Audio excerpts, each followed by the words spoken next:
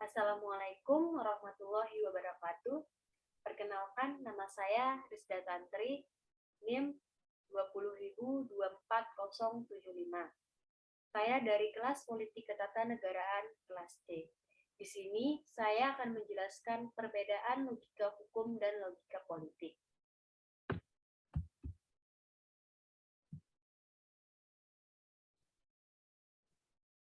Yang pertama yang akan kita bahas adalah logika hukum. Sebelumnya, saya akan menjelaskan logika.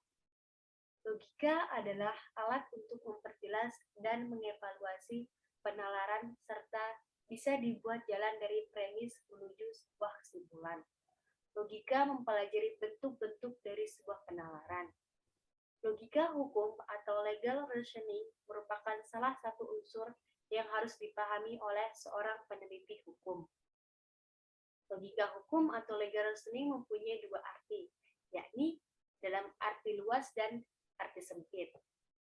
Dalam arti luas, logika hukum berhubungan dengan aspek psikologis yang dialami hakim dalam membuat suatu penalaran dan putusan hukum. Logika hukum dalam arti sempit berhubungan dengan kajian logika terhadap suatu putusan hukum, yakni dengan melakukan penelaahan terhadap model argumentasi, ketepatan, dan kesahihan alasan mendukung putusan. Ada dua cara berpikir dalam hukum. Yang pertama, cara berpikir aksiomatik atau sistematik. Cara berpikir ini menunjukkan pada proses berpikir yang bertolak pada kebenaran-kebenaran yang tidak diragukan lagi, melalui mata rantai bebas ragu, sampai pada kesimpulan yang mengikat atau konklusif. 2. Cara berpikir tipikal atau problematik.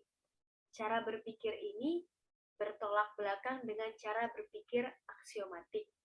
Cara berpikir ini tertuang dalam suasana yang di dalamnya tidak ditemukan kebenaran yang bebas ragu.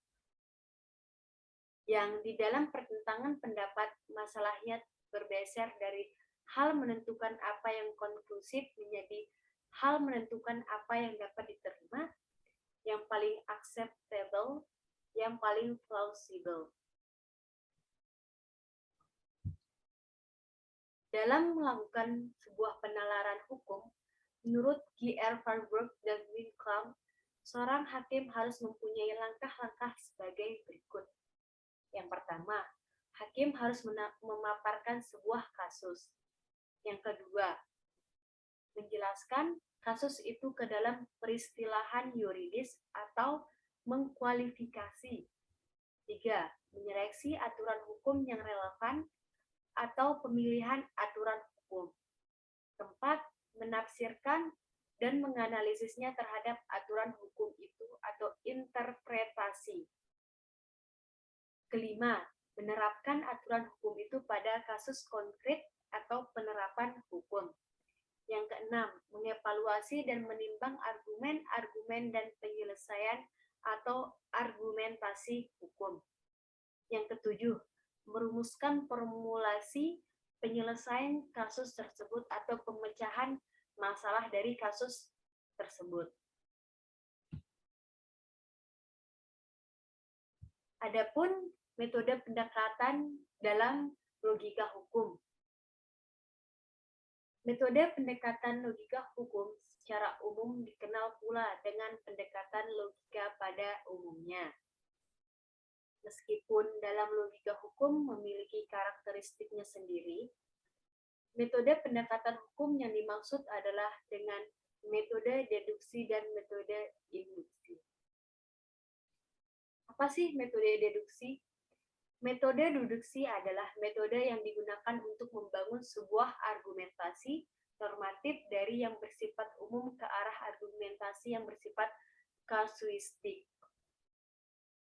Sedangkan metode induksi adalah metode yang digunakan untuk membuat sebuah argumentasi normatif yang bersifat khusus menuju pada suatu kesimpulan yang bersifat general atau umum.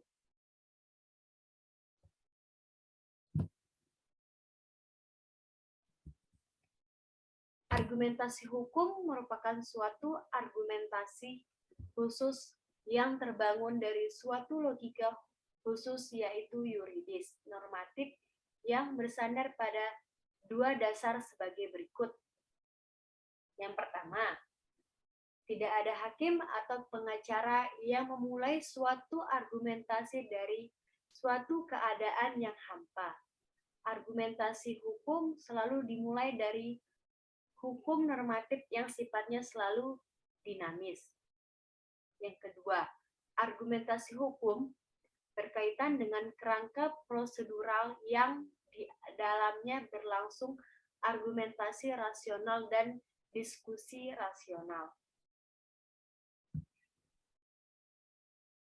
Dalam logika hukum dikenal beberapa dasar prinsip. Yang pertama, prinsip eksklusi. Prinsip eksklusi adalah suatu asas yang memberikan pra-anggapan bahwa sejumlah putusan independen dari badan pembuat undang-undang atau legislasi merupakan sumber bagi setiap orang. Oleh karenanya, mereka dapat mengidentifikasi sistem. Yang kedua, prinsip subsumption, yaitu asas ilmu hukum memiliki suatu hubungan hierarki antara aturan hukum yang berasal dari badan pembuat undang-undang yang bersifat superiori dengan aturan hukum yang bersifat inferior.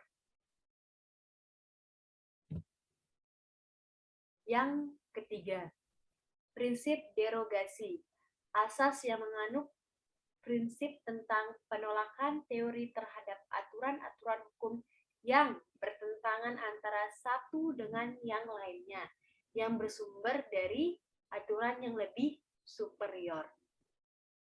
Yang terakhir, yang keempat, prinsip non-kontradiksi, asas yang menjadi dasar penolakan teori terhadap kemungkinan adanya aturan hukum kontradiktif di antara peraturan yang ada, atau konflik norma. Sekarang kita akan membahas apa sih logika politik. Baik, logika politik merupakan sebuah pernyataan untuk menarik simpati publik agar dapat menyetujui, menerima, serta meyakini apa yang disampaikan itu sebagai sesuatu yang benar untuk mencapai sebuah tujuan. Politik menggunakan cara untuk mencapai tujuan, baik melalui legal dan tak jarang dengan cara ilegal, sepanjang cara itu bisa mewujudkan tujuannya. Politik adalah proses pengambilan keputusan secara kolektif pada komunitas, masyarakat, atau kelompok melalui penerapan pengaruh dan kekuasaan. Keputusan politik ialah keputusan yang mengikat, menyangkut, dan mempengaruhi masyarakat umum. Hal-hal yang menyangkut dan mempengaruhi masyarakat umum biasanya diurus dan diselenggarakan oleh lembaga-lembaga pemerintahan. Adapun keputusan politik secara umum dibagi menjadi dua. Yang pertama, program-program perilaku untuk mencapai tujuan masyarakat, negara, atau kebijakan publik. Yang kedua, orang-orang yang akan menyelenggarakan kebijakan publik atau pejabat pemerintah. Adapun unsur-unsur proses pembuatan keputusan politik. Yang pertama, jumlah orang yang ikut mengambil keputusan. Yang kedua, formula atau mekanisme pengambilan keputusan melalui mufakat atau suara terbanyak. Dan yang terakhir, informasi. Adapun pembuat keputusan politik yaitu sebagai berikut. Yang pertama, elit formal. Ialah elit politik yang menurut peraturan perundang-undangan berwenang membuat keputusan. Yang kedua, orang yang berpengaruh ialah orang-orang yang karena memiliki memiliki sumber-sumber kekuasaan seperti kekayaan, ilmu pengetahuan dan teknologi, senjata, dan massa terorganisasi yang mampu mempengaruhi elit formal. 3. Penguasa ialah orang yang secara nyata membuat sebuah keputusan. Elit formal atau orang berpengaruh dapat menjadi penguasa.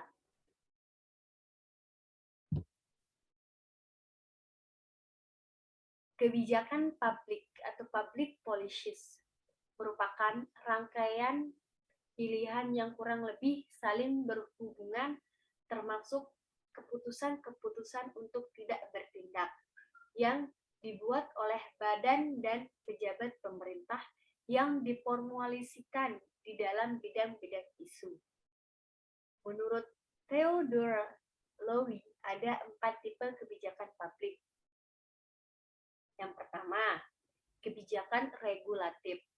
Disebut kebijakan regulatif apabila kebijakan mengandung paksaan dan akan diterapkan secara langsung terhadap individu. Contohnya, undang-undang hukum pidana, undang-undang anti monopoli, dan berbagai ketentuan yang menyangkut keselamatan umum. Yang kedua, kebijakan redistributif. Kebijakan redistributif ditandai dengan adanya paksaan secara langsung kepada warga negara, tetapi penerapannya melalui lingkungan. Seperti pengenaan pajak progresif kepada sejumlah orang untuk memberikan manfaat kepada orang lain melalui berbagai program pemerintah merupakan inti dari kebijakan redistributif ini.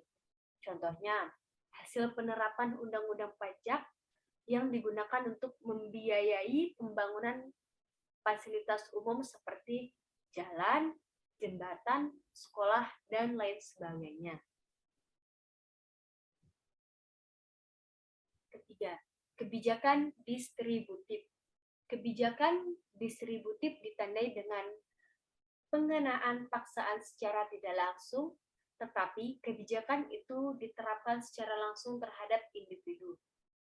Individu dapat menarik manfaat dari kebijakan itu, walaupun tidak dikenakan paksaan kepada individu untuk menggunakannya.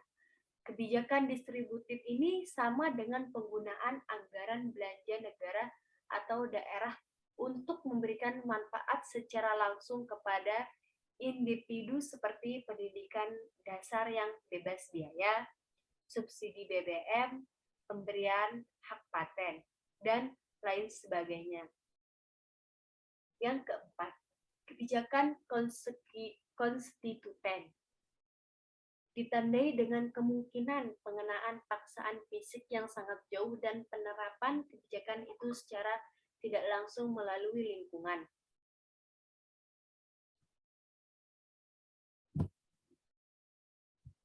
Adapun fungsi dari kebijakan publik, yang pertama, menyangkut kepentingan orang banyak tentu. 2. Menciptakan ketertiban dalam masyarakat. Keempat, berdampak luas kepada masyarakat. Yang selanjutnya, menjamin hak asasi masyarakat. Adapun model kebijakan publik. Yang pertama, model elitis. Kelompok elit memiliki pengetahuan dan pemahaman yang lebih luas dibandingkan dengan masyarakat luas atau rakyat.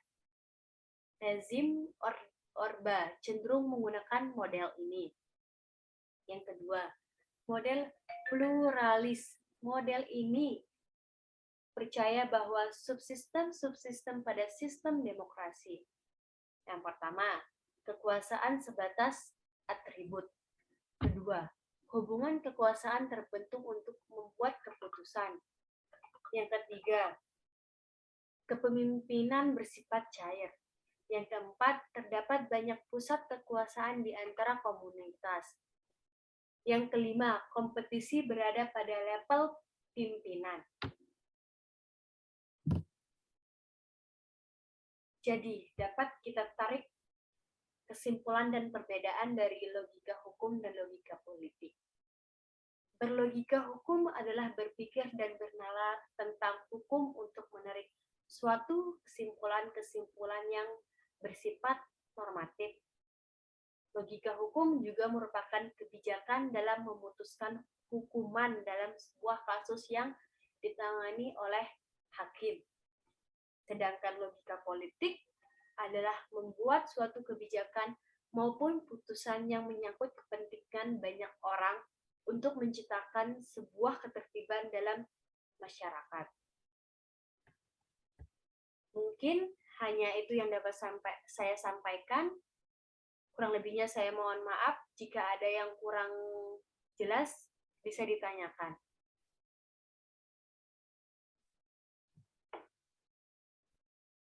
Assalamualaikum warahmatullahi wabarakatuh. Izin bertanya, apakah boleh seorang hakim mengambil keputusan berdasarkan sumber dari hukum tidak tertulis? Jelaskan beserta dasar hukumnya. Terima kasih. Baik, di sini saya akan menjelaskan pertanyaan dari Mbak Elvira mengenai apakah boleh seorang hakim mengambil keputusan berdasarkan sumber dari hukum tidak tertulis. Jelaskan berdasarkan dasar hukumnya. Jadi, hakim boleh menjadikan hukum tidak tertulis sebagai dasar untuk mengadili. Hukum tidak tertulis yang dimaksud adalah kebiasaan atau tradisi sebagai sumber hukum yang tertua. Menurut Abin Torob Prakoso dalam bukunya Pengantar Ilmu Hukum, kebiasaan atau tradisi adalah sumber hukum yang tertua. Sumber dari mana dikenal atau digali sebagian dari hukum di luar undang-undang tempat dapat menemukan atau menggali hukumnya. Kebiasaan merupakan tindakan menurut pola perilaku yang tetap, azek, lazim, normal, atau ada dalam masyarakat atau pergaulan hidup tertentu. Perlu dipahami, terlebih dahulu isi dari pasal 5 ayat 1 Undang-Undang Nomor 48 Tahun 2009 tentang kekuasaan kehakiman. Undang-Undang Kekuasaan Kehakiman sebagai berikut. Hakim dan hakim konstitusi wajib menggali, mengikuti, dan memahami nilai-nilai hukum dan rasa keadilan yang hidup dalam masyarakat. Dari pendapat di atas perlu dipahami bahwa hakim memiliki peran penting dalam penegakan hukum. Salah satunya dengan melakukan konstruksi melalui nilai-nilai hukum dan rasa keadilan yang hidup dalam masyarakat sebagaimana disebutkan dalam Pasal 5 ayat 1 Undang-Undang Kekuasaan Kehakiman. Ketentuan ini dimaksud agar putusan hakim dan hakim konstitusi sesuai dengan nilai hukum dan rasa keadilan masyarakat. Selanjutnya, dapat dikatakan bahwa hakim boleh menjadikan hukum tidak tertulis sebagai dasar untuk mengadili. Hal ini sebagaimana disebutkan pasal 50 ayat 1 Undang-Undang Kekuasaan Kehakiman, yaitu putusan pengadilan selain harus memuat alasan dasar dan dasar putusan, juga memuat pasal tertentu dari peraturan perundang-undangan yang bersangkutan atau sumber hukum tak tertulis yang dijadikan dasar untuk mengadili. Maka dari itu, hakim sebagai penegak hukum dan keadilan memiliki kekuatan untuk menggunakan hukum tidak tertulis sebagai dasar memutus sebuah keputusan hukum. Mungkin itu jawaban dari saya. Jika kurang jelas bisa ditanggapi. Terima kasih.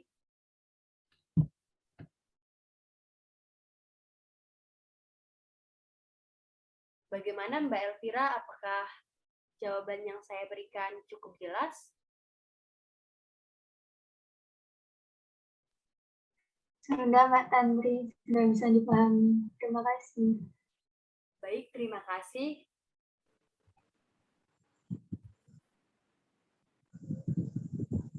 Baik, mungkin ada yang ingin ditanyakan lagi mengenai presentasi saya tentang perbedaan logika hukum dan logika politik. Jika ada waktu dan layar, saya persilahkan. Assalamualaikum warahmatullahi wabarakatuh. Izin bertanya, Kak. Waalaikumsalam warahmatullahi wabarakatuh. Ya, Kak, silakan. Mengapa penalaran hukum atau legal reasoning itu sangat penting? Baik, izin menjawab pertanyaan dari Kak Hesti mengenai mengapa penalaran hukum atau legal reasoning sangat penting. Baik, legal reasoning berguna untuk mencari dasar bagi suatu peristiwa atau perbuatan hukum dengan tujuan untuk menghindari terjadinya pelanggaran hukum di kemudian hari, dan untuk menjadi bahan argumentasi apabila terjadi sengketa mengenai peristiwa ataupun perbuatan hukum tersebut. Selain itu, argumentasi hukum juga mengasah dasar-dasar logika berpikir seperti proposisi, premis, argumen, validitas, induktif, deduktif, berpikir objektif, dan berargumen dari dua sisi pihak yang berbeda. Di sisi lain, profesi hukum harus mampu membangun argumentasi hukum, baik yang bersifat induktif maupun deduktif. Argumentasi hukum induktif adalah proses penalaran yang berangkat dari premis yang bersifat khusus ke premis yang bersifat umum. Sedangkan argumen bersifat probabilitas, sementara deduktif adalah proses penalaran yang berangkat dari premis yang bersifat umum ke premis yang bersifat khusus dan argumen bersifat konklusif. Mungkin hanya itu yang dapat saya sampaikan mengenai pertanyaan yang Kak Hesti tanyakan. Kalau ada yang masih kurang bisa ditanggapi, Kak. Terima kasih Kak atas penjelasannya, sudah cukup jelas. Baik, Kak, terima kasih.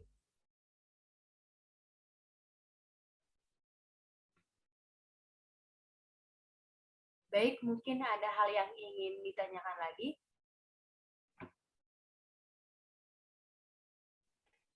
Assalamualaikum, izin bertanya, Kak. Waalaikumsalam, ya Kak, silakan. Baik, jadi di sini pertanyaan saya, mengapa kebijakan publik itu sangat penting bagi suatu negara? Serta berikan contoh yang terkait akan hal tersebut. Terima kasih. Baik, izin menjawab pertanyaan dari Kak Widya mengenai mengapa kebijakan publik sangat penting dan apa sih contohnya. Kebijakan publik penting karena pilihan kebijakan dan keputusan yang dibuat oleh mereka yang berkuasa mempengaruhi hampir setiap aspek kehidupan sehari-hari, terutama pendidikan, kesehatan, dan keamanan nasional. Keputusan kebijakan publik dibuat setiap hari dan mencakup semua tingkat pemerintahan. Beberapa keputusan kebijakan publik dibuat di tingkat pemerintah lokal, sementara yang lain dibuat oleh pejabat daerah dan pembuat kebijakan di tingkat nasional dan internasional. Kebijakan yang ditetapkan oleh pejabat di semua tingkat pemerintahan menetapkan aturan, peraturan, dan prosedur yang memandu tindak warga negara dalam yurisdiksi mereka. Keputusan kebijakan publik terutama dibuat untuk meningkatkan kesehatan, keselamatan, dan kesejahteraan warga, dan dapat menetapkan standar untuk institusi pendidikan, operasi transportasi, dan fasilitas perumahan. Beberapa kebijakan publik berkaitan dengan isu-isu jangka pendek seperti mengkoordinasikan upaya-upaya bantuan setelah bencana alam atau untuk mengurangi kekhawatiran ekonomi yang dihasilkan oleh penurunan mendadak di pasar. Contoh kebijakan publik adalah Undang-Undang Upah Minimum, Program Bantuan Publik, dan Undang-Undang Perawatan Terjangkau. Mungkin hanya itu yang dapat saya sampaikan mengenai pertanyaan dari Mbak Widya, apakah bisa diterima? Kalau masih ada yang kurang, bisa ditanggapi. Sekian, terima kasih. Terkait dari penjelasan yang sudah disampaikan, alhamdulillah saya sudah mengerti, Kak. Baik, Kak, terima kasih sudah memberikan pertanyaan. Mungkin hanya ini yang dapat saya sampaikan dalam kesempatan ini mengenai perbedaan logika hukum dan logika politik. Kurang lebihnya saya mohon maaf. Wabillahi taufiq wal hidayah. Wassalamualaikum warahmatullahi wabarakatuh. Waalaikumsalam warahmatullahi wabarakatuh.